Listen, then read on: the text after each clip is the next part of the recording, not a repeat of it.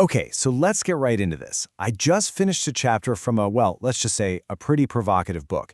It's all about the subtle dynamics of influence, and it gets into this one core idea that is so powerful, I knew I had to break it down for you.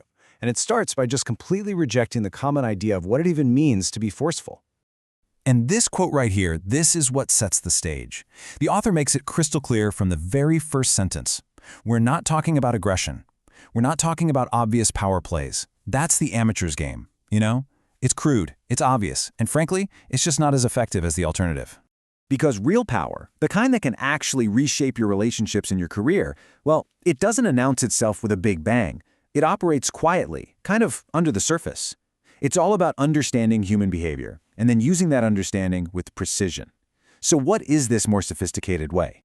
It's this concept right here, the withdrawal of reinforcement. Okay, let's break that down, because it sounds a little academic, right? Reinforcement is basically anything that encourages a behavior. It could be praise, attention, a promotion, even just a positive reply to a text message.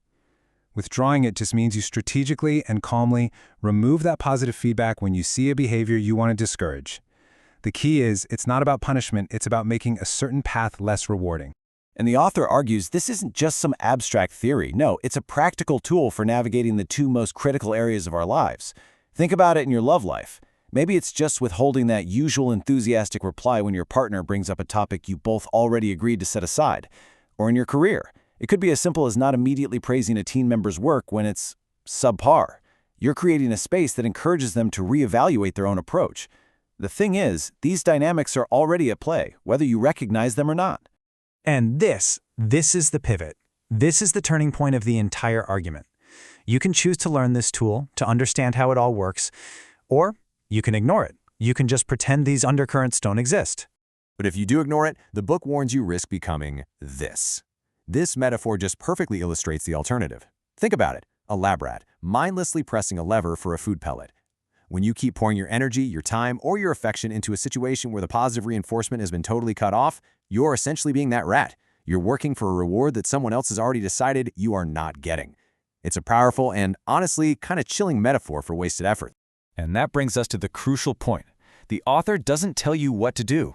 Not at all. They simply lay out the two paths. You can either understand the game of reinforcement and its withdrawal, or you can be a pawn in it. Just knowing about it forces a decision. So the final thought, the big takeaway from this whole chapter, is this powerful mantra. It's a call to be an active participant in the dynamics of your own life, to be aware, to be strategic, and to understand that in every single interaction, reinforcement is being given and it's being withdrawn. The only question left is, who's in control?